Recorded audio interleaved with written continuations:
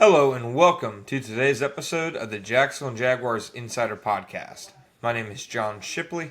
I'm your host and beat reporter, and I've been your beat reporter covering the Jacksonville Jaguars for On SI every single day since August 2019, and we are continuing to march through yet another season together. As always, you can find our 100% free, 24/7 boots on the ground coverage of the Jacksonville Jaguars when you follow us on social media such as Facebook and Twitter at Jaguars on SI. You can also find us at www.si.com/NFL/Jaguars. All right, folks, welcome to today's episode of the Jacksonville Jaguars Insider Podcast. Today we are talking about the Jaguars' 31-27 loss to the Cincinnati Bengals on Sunday. It was a game that, to me, it's hard to think of any one reason why they lost, which is probably more frustrating than if there was a singular play or moment. I mean, in true Jaguars fashion, there were seemingly double-digit moments, plays, players who bear some responsibility on the loss. Like to me, that was the definition of a team loss. I don't think you can say the quarterback lost the game. I don't think you can say a certain skill player lost the game. I don't think you can say the defense lost the game. Like, they all contributed to this loss. So when I look at it, the first thing obviously is the offense is still wildly too inconsistent. I thought the highs of the offense were higher than they were against the Panthers last week. Maybe they felt that they didn't need the drop back game as much against the Panthers last week. They were kind of playing with their food in a way. You know, it was a very bad opponent. They got up on them early. Didn't really need to do much. They came out firing in this game. I mean, Trevor Lawrence looked very good in the first drive. 5 of 7 passing. Nice touchdown to De'Ami Brown. His only incompletions were, a failed screen and a pass in which Brendan Strange, slipped, collided with somebody, whatever you want to call it, during the route. Things from there kind of went back and forth for the pass game and the offense in general. There were some drives where the passing game looked fantastic. I mean, third drive of the game hits Parker Washington downfield for an amazing throw, an amazing catch. And then there were just other moments where it felt like things just kind of fell apart. And there were several notable poor plays from the passing game. I mean, the first one, probably the most consequential one, because it came in the red zone. It became a 14-point swing because the Bengals scored after it. That was Trevor Lawrence's first interception. He threw 2 on the day. And this one, he gets hit by Trey Hendrickson as he's throwing it. Trey Hendrickson beat Walker Little. Walker Little had a tough go at it with Trey Hendrickson all day. As Liam Cohen noted, when you're wanting to get certain people out, on routes and a certain number of targets out there, it's maybe hard to chip a guy. Trevor should have just took the sack. Take the sack, get the 3 points, go home. Instead, he lofts the ball to Travis Hunter, who Travis Hunter was open. If Trevor Lawrence isn't pressured, that's a touchdown to Travis Hunter. But he was. He underthrows it. Interception. It's a play Trevor Lawrence can't make. It's a play that, and I get it, it's a little bit of a chicken and egg situation. Do you blame it on the pressure? Do you blame the throw? It's a little bit of everything. That's, like I said, that's kind of encapsulates the loss, frankly. Because it was a little bit of both. It wasn't just one thing. It was a bad throw from Trevor, and it was a, poor play by Walker Little getting beat by Trey Hendrickson. And frankly, it was probably a poor scheme by Liam Cohen in having Walker Little one-on-one against Trey Hendrickson there in that situation.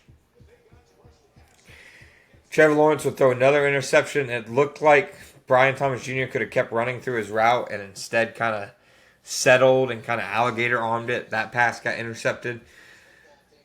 Beyond that, I mean, Trevor had some bonehead plays. the play where he was about 4 or 5 yards past the line of scrimmage was pretty boneheaded. I haven't seen a quarterback make that boneheaded of a play since Blake Bortles did it a couple times.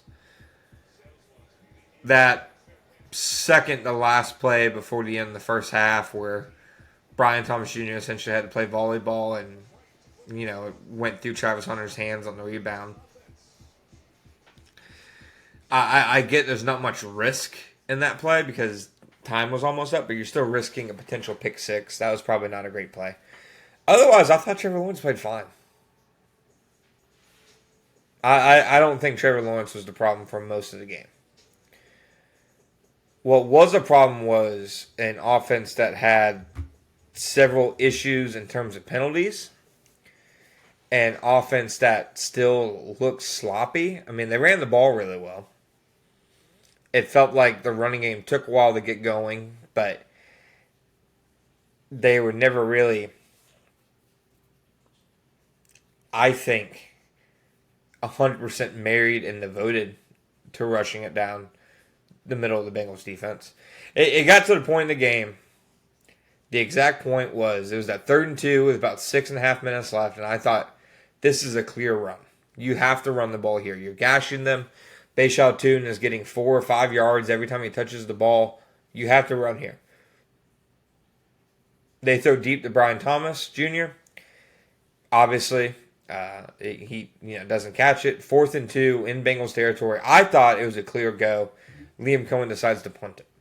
That, to me, was the one ding I have on Cohen's performance as coach on Sunday. I would have gone for it there. Easy for me to say from my house in Orange Park, but nonetheless, I think Liam Cohen, I'm not going to say it was a mistake on 3rd and 2 throwing it. Like, obviously it was, but I'm not going to put that at Liam Cohen's feet. I don't know if he called a run and Trevor Lawrence canned to a pass play. I have no idea, so I'm not going to assume. But I do know that Liam Cohen opted to punt on 4th and 2, which I think was a bad move, and I think most analytics would say that's a go.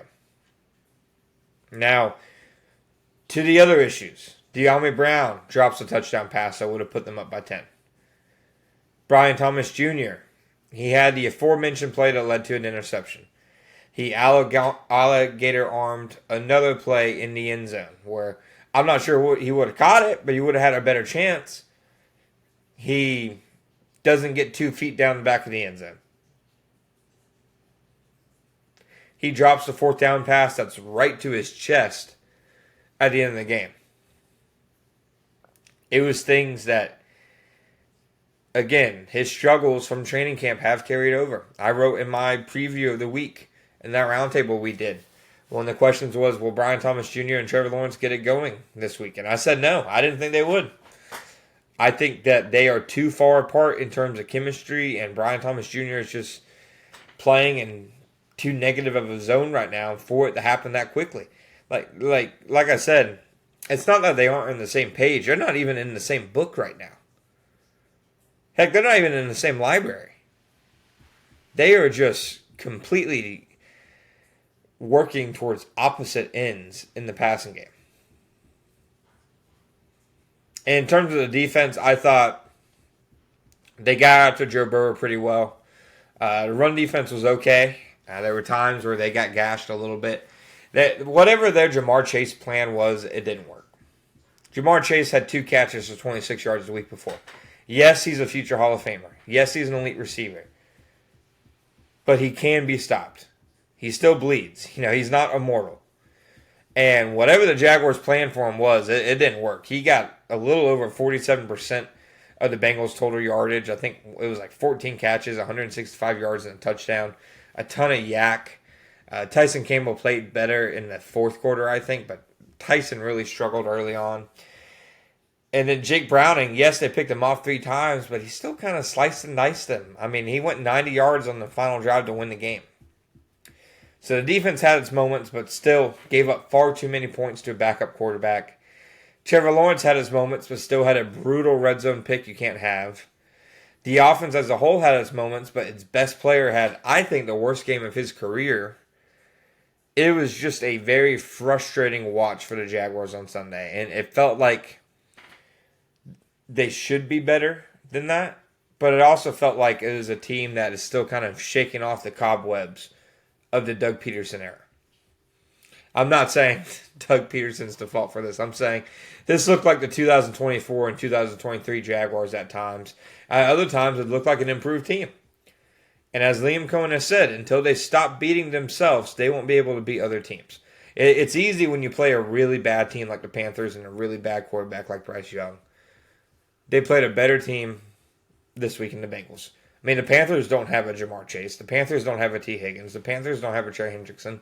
When you play teams with blue-chip players, because Trey Hendrickson, Jamar Chase, and T. Higgins completely changed that game, when you play these teams of blue-chip players, you cannot have the sloppy mistakes that the Jaguars have had consistently since training camp began.